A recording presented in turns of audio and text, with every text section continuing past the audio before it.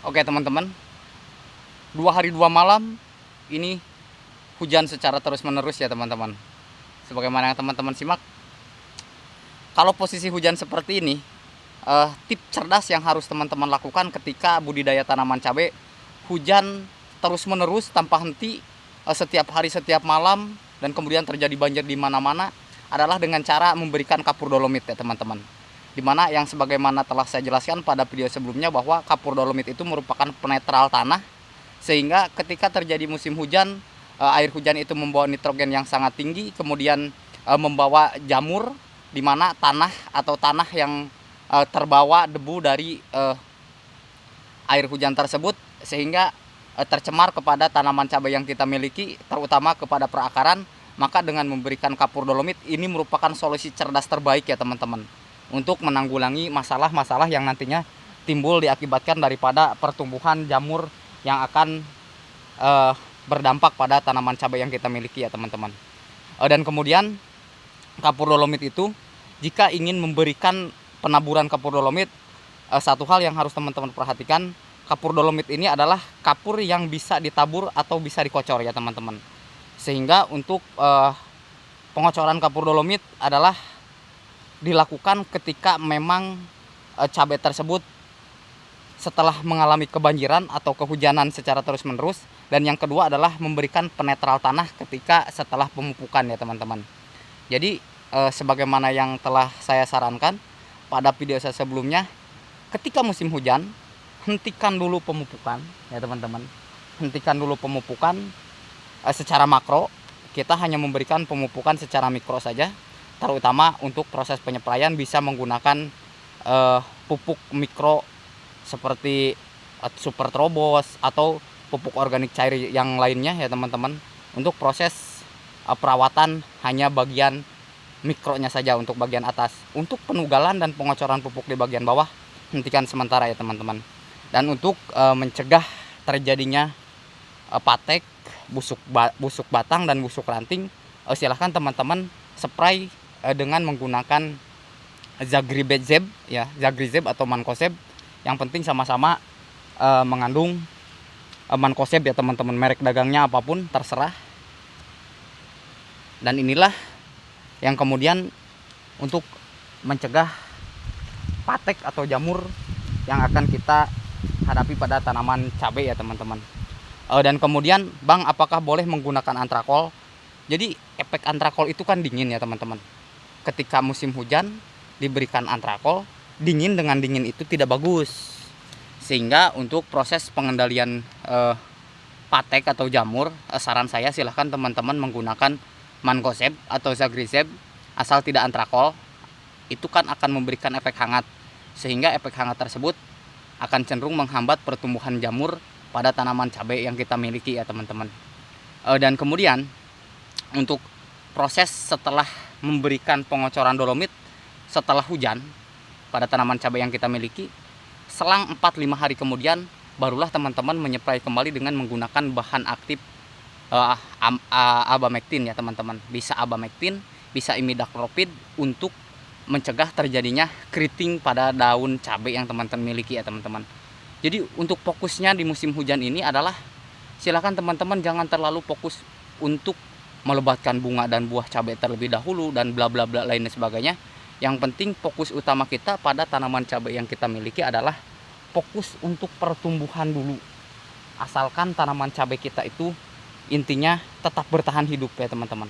Karena ketika musim hujan itu terjadi, banjir terjadi, air hujannya cukup banyak, biasanya ya tanaman cabai yang kita miliki itu biasanya cenderung banyak yang mati diakibatkan daripada kebanyakan air. Karena memang untuk jenis tanaman cabai adalah kebanyakan air itu memang sangat tidak bagus ya teman-teman. Sebagaimana yang telah saya jelaskan pada video sebelumnya, bahwa kebanyakan air tanaman cabai itu tidak bagus, kekurangan air pun memang untuk jenis tanaman cabai itu tidak bagus. Intinya adalah memang harus sesuai, harus seimbang. Sebagaimana yang teman-teman simak, ini adalah cabai rawit pelita 8F1 di usia 1 tahun. Ini tetap saya merawat untuk proses perawatannya. Ya sekarang tidak terlalu fokus untuk pembuahan dan pembungaan dulu. tapi saya lebih fokus kepada perawatan pertumbuhan agar tetap tanaman cabai ini tidak terkena busuk batang, busuk ranting, terutama fusarium ya teman-teman. Dengan cara tadi yang saya lakukan, yaitu dengan cara memberikan kapur dolomit, pengocoran kapur dolomit ya teman-teman. Dan kemudian, Bang, berapa dosisnya?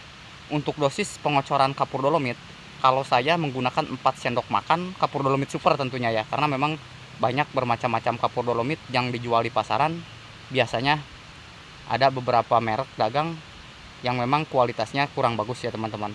Jadi untuk kapur dolomit super itu 4 sendok makan per 16 liter air ya, silahkan teman-teman kocorkan per 200 cc untuk pertanaman ya teman-teman. 200 cc, 150 cc itu sudah bagus ya teman-teman, setiap pohon. Jadi silahkan dikocorkan. Kalau memang terjadi musim hujan secara terus-menerus, silahkan teman-teman kocor seminggu sekali untuk penaburan atau pengocoran dolomitnya. Jika memang musim hujannya sudah mulai mereda, teman-teman silahkan pergunakan kapur dolomit itu 30 hari sekali ya teman-teman. Setelah memberikan kapur dolomit, barulah melakukan proses pemupukan ulang. Jika masih menggunakan kapur dolomit, hentikan dulu pemupukan ya teman-teman. Karena sebagaimana yang kita ketahui, jika kita melakukan pemupukan dan kemudian kita melakukan pemberian dolomit, maka pupuk yang kita gunakan itu sama saja tidak ada efek sampingnya. Sehingga percuma atau sia-sia diberikan pupuk sementara kita memberikan kapur dolomit ya teman-teman.